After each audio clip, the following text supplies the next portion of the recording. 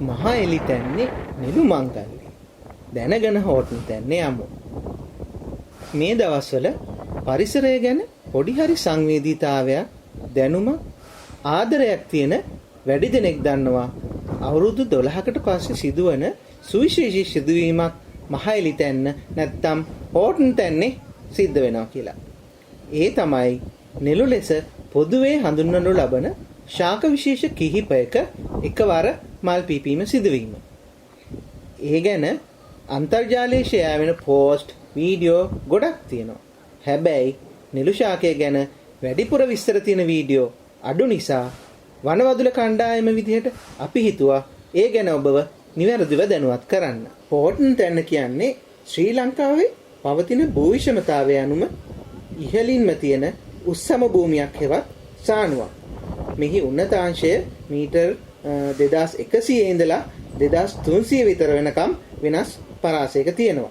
ස්ට්‍රොබිලැන්තස් නැත්නම් නෙළු කියන්නේ ඇකෙන්තීසී කියන ශාක කුලයට අයත් ශාක විශේෂ 460ක් විතර තියෙන විශාල ශාක ගණයක්.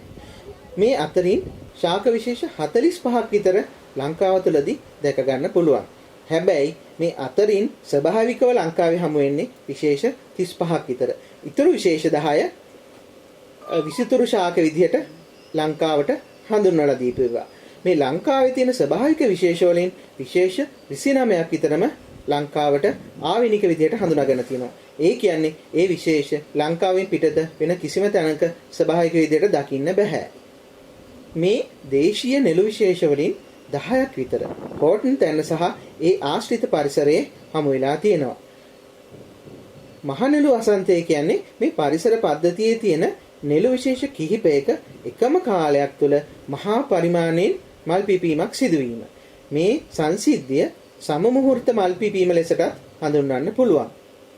1881 දී හෝටන් තැන්න ආසන්නයේ තේ වගා කිරීම සඳහා පැමිණි තෝමස් ෆාර් කියන මහත්මයා තමයි මුලින්ම මේ පිළිබඳව වාර්තා තියලා තියෙන්නේ. එයා මේ සිදුවීම නැවත 1893 ඒ කියන්නේ 1881 අවුරුදු 12කට පස්සේ 1893 දී සහ නැවතත් 1905 දී දැකලා තියෙනවා කියලා සඳහන්. ඒ අනුව එයා තීරණය කරලා තියෙනවා මේ මහා නෙළු වාරය අවුරුදු 12කට සැරයක් එන්න පුළුවන් කියලා. එයා අනාවැකියක් පළ කරලා තියෙනවා 1905න් අවුරුදු 12කට පස්සේ. ඒ කියන්නේ 1917 දී නැවතත් මේ මහා නෙළු වාරය එන්න පුළුවන් කියලා. හැබැයි ඊට කලින් එයාට ලංකාවෙන් යන්න සිද්ධ වෙනවා. ඊට පස්සේ තිබිච්ච නෙළු වාර ගැන ලොකුවට විස්තර හොයාගන්න නැති වුණත් 1977 1989 2001 සහ 2013 හෝටන් තැන්නේ මේ සුවිශේෂී සිදුවීම සිදු වෙලා කියලා වාර්තා තියෙනවා. මේ හැම වසරක්ම අර මුලින්ම තෝමස් ෆාර් මහත්තයා කිව්ව අවුරුදු 12 චක්‍රයට සමපාත වෙන වසරවල්. ඒ වගේම හැමෝම බලාපොරොත්තු වෙච්ච විදිහට 2013 අවුරුදු 12කට පස්සේ 20යි 25 මහනෙළු වාරය දැන් ආරම්භ වෙලා. හැබැයි 20යි 25 මහනෙළු වාරයේදී අපිට මල් දැක ගන්න පුළුවන් නෙළු විශේෂ 4ක විතරයි.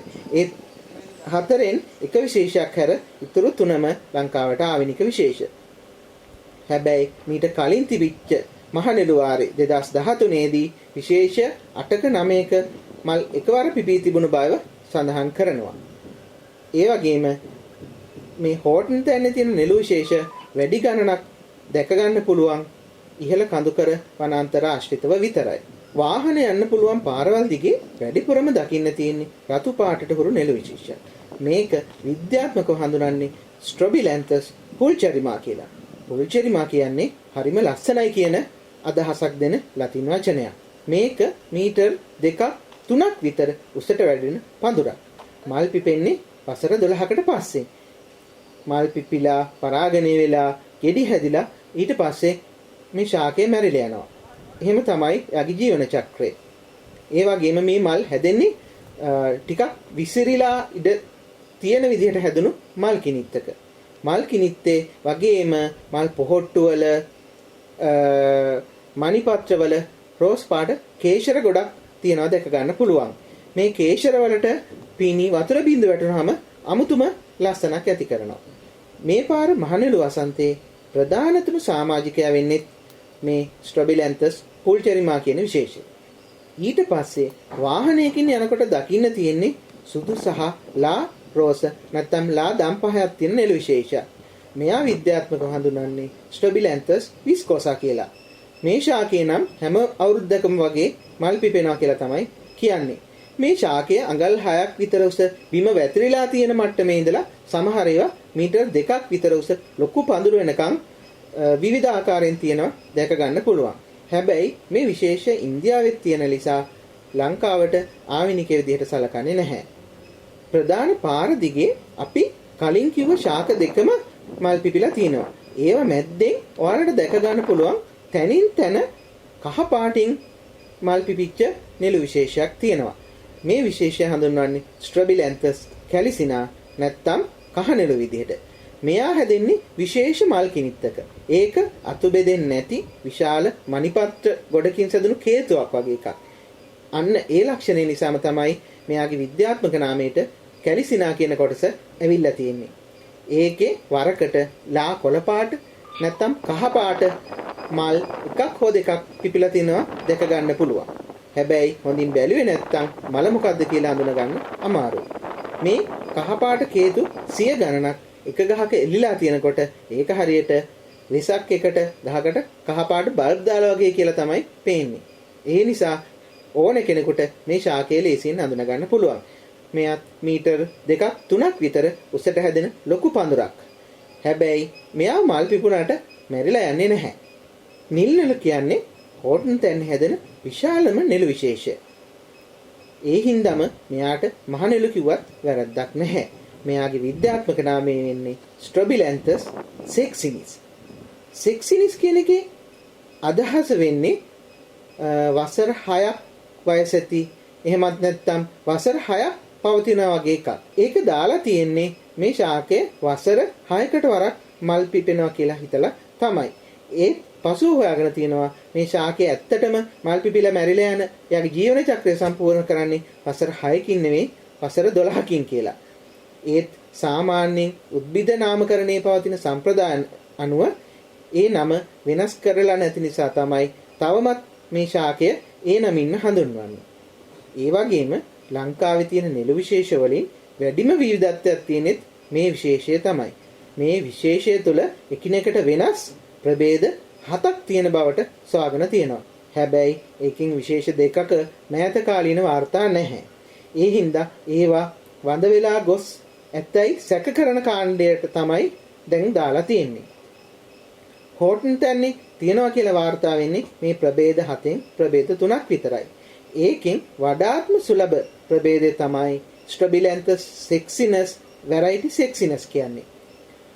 වාහන යන්න පුළුවන් පාරවල් දිගේ නම් මේ නෙළු වාරේ මෙයාව බලා ගන්න පුළුවන් ඉතාම සීමිත ස්ථාන කීපයක විතරයි. හැබැයි තොටුපළ කන්ද මම් පෙතේ ගියොත් ඒක ඉහළ කොටසදී හොඳ ගහණයක් බලා ගන්න පුළුවන්. හොඳට අවධානයෙන් ගියොත් මෙයා ළඟ 아무තු සුවඳක් සමහරුන්ට ගඳක් තියෙන බවත් අත්විඳ ගන්න පුළුවන්. මීට අමතරව තවත් නෙළු විශේෂ කීපයක් හෝටන් තැන්නේ වාර්තා වෙලා තිබුණත් මෙවර මල් වාරේ නම් ඒවා තියෙනවා දකින්න අවස්ථාවක් ලැබුණේ නැහැ. ඒ වගේම මේ නෙළු විශේෂ මල් නැතුව එකිනෙකට වෙන් කරලා හඳුනාගන්න එකත් එච්චර පහසු වැඩක් නෙවෙයි. තරම දකින්න බැරි සබාධමේ මේ ආශ්චර්යය. ඒ කියන්නේ මේ මහා නෙළු මල් පිපීම බලන්න යන්න, විඳින්න, සතුටු වෙන්න. ඒක රටේ පුරවැසියෙක් විදිහට ඔයාලගේ අයිතිය. හැබැයි අමතක කරන්න එපා මේක මතු පරපුරේ උරුමයක් කියලා. ඒ හින්දා තමන්ගේ දේ වගේ ආරක්ෂා කරන්න ඒක ඔබේ අත්හල නොහැකි වගකීමක්. ඒ වගේම අනාරාධිතව යන මංගල්‍යයක් නිසා හැම වෙලේම අමතර වගකීමකින් වැඩ කරන්න.